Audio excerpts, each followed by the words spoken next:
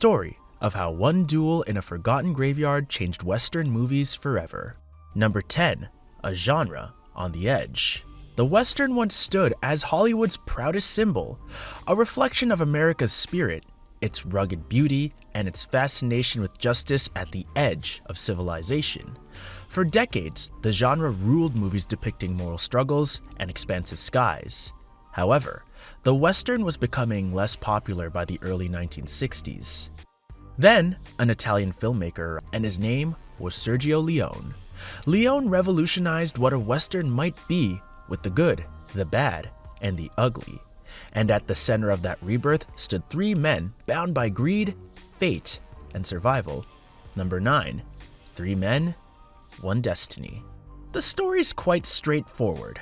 In the chaos of the American Civil War, motivated by survival, greed, and their own moral code, crossed paths. Blondie is a modest gunslinger who conceals his brutality behind calm eyes. Tuco was the unpredictable outlaw whose desperation generates both comedy and danger, while Angel Eyes was a cold-blooded, systematic murderer who views brutality as just another way to maintain order.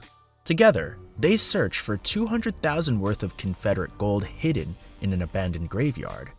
Troll. Leone took his time crafting this world. The focus may be small, but the vistas stretch wide. He lets dialogue give way to long, quiet close-ups. In the end, the story is told more by sweat, dust, and anxious eyes than words. All of that slow-burning tension leads to one of the greatest finales ever filmed. Number 8. The Mexican Standoff. The now famous three-way combat in Sad Hill Cemetery, which served as the movie's finale, was more than just a shootout. It was the epitome of cinematic excellence. Leone performed it in a ritualistic manner, thousands of unmarked tombstones surrounded by three men standing in the center of a circular cemetery. Only one man can leave to retrieve the gold buried beneath one of them. 8 minutes of intense suspense ensued, which would later serve as an inspiration to future generations of filmmakers. The intriguing side to it is that they didn't say a word, but sights were used to tell the story. Every motion, every breath, and look automatically became a note in a suspenseful symphony. But even the greatest visuals need a heartbeat, and Leone found his in the work of one man. Number 7. The music that made history. Ennio Morricone's renowned score was at the center of it all. This was the scene's essence, not just the background music. Not only that, the duel became an opera of gunshots thanks to Morricone's composition. He created tension that moved like a boisterous tide, just by chanting, whistling, and light percussion.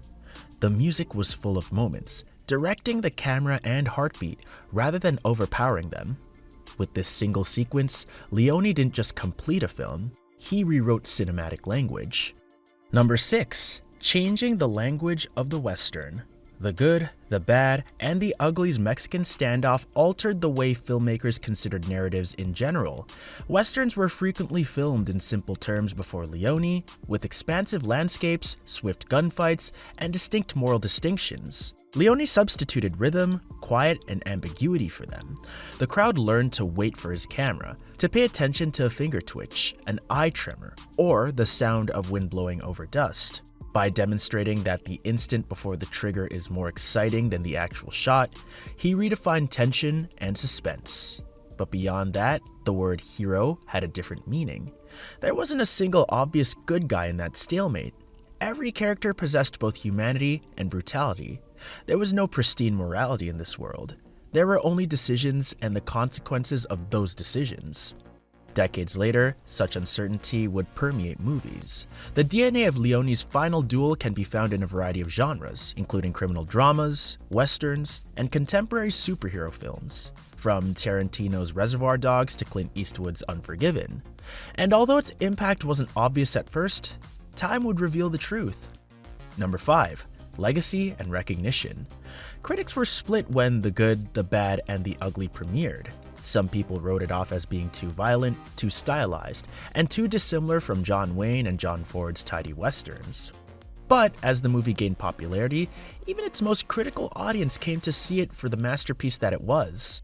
It's now recognized as one of the most important movies in history, in addition to being the greatest spaghetti western ever produced. It's a must-see according to directors like Martin Scorsese and Stanley Kubrick.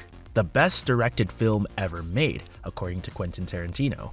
Leone's graveyard fight influenced almost every contemporary Western, including Django Unchained, No Country for Old Men, and The Mandalorian, and even the way tension is created in modern thrillers and dramas. Though it's been over 50 years, that last scene remains vivid.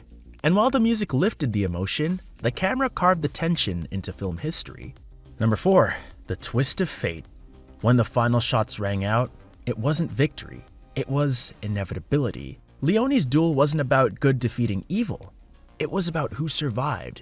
Tuco's failure, Blondie's control, and Angel Eyes' death all reflected a world where morality has no place, only probabilities and outcomes. The brilliance of this moment was in its silent honesty. There was no celebration, no redemption, just dust, echoes, and the relentless sun.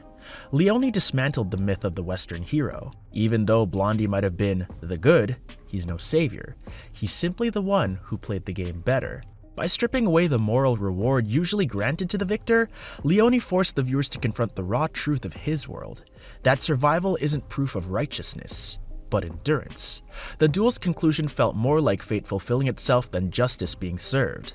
This moment subverted the Western tradition of justice. For the first time, survival itself was the only triumph, and the genre would never see morality the same way again. But behind all the artistry, something far less polished was happening on set. Number 3. The danger behind the scene. Despite the fact that it was a great film, there was a danger and mayhem behind the scenes. Actor Eli Wallach, who played Tuco, came dangerously close to suffering catastrophic injuries on several occasions while filming. When timing went wrong during a stunt, a real train almost severed his head. The realism of Leone's sets was well known. They used actual explosives. For close-ups, actual weapons were altered. The conditions were harsh weariness, dust, and long hours in the Spanish sun. However, the cast fully trusted Leone's vision. It contributed to the film's authenticity. It wasn't just acting. The roughness and tiredness you see on TV were real. It was the price of making something that would endure forever. And at that center of this rebirth stood a filmmaker who saw the West through entirely new eyes. Number 2. Leone's vision. Leone's approach was revolutionary. He used long silences instead of dialogue, wide frames instead of exposition, and characters defined by glances rather than words. His camera rested not just on faces, but on everything else. The sky, the tension in a man's breath before he drew his gun. Each frame was painted like a mural, deliberate, fast, and unforgiving. The landscape itself became a character, mirroring the desolation of the men who wandered through it. Leone's film wasn't about heroes and villains, but about survival shaped by a brutal world, bound by violence and destiny. In that world, morality was relative, justice was arbitrary, and the line between good and evil was blurred by greed and desperation. And in the end, all roads lead back to that graveyard and that moment that changed everything. Number 1. The final duel. The good, the bad, and the ugly's last duel was a pivotal moment in movie history. More than just an ending, it demonstrated that even in a tale of violence and greed, beauty could arise from cruelty, that silence could speak louder than words, and that film could be pure poetry. Leone wrote a Western in addition to directing it. By doing this, he taught future generations of filmmakers that content and style are allies in narrative rather than antagonists. A new cinematic language emerged from the ashes of that cemetery, one that continues to influence modern storytelling. Even if Morricano's music continues to reverberate throughout film culture 50 years later, one thing is certain: this sequence perfectly encapsulated the essence of cinema, including suspense, beauty, and morality. The West underwent a permanent transformation at this point. The good, the bad, and the ugly remains one of the most iconic Westerns ever made, a perfect blend of silence, tension, and style. Which of the characters caught your attention most? Let us know what you think about this masterpiece in the comments section. And while you're at it, kindly give this video a thumbs up and subscribe to the channel for more legendary movie stories. Thank you for watching.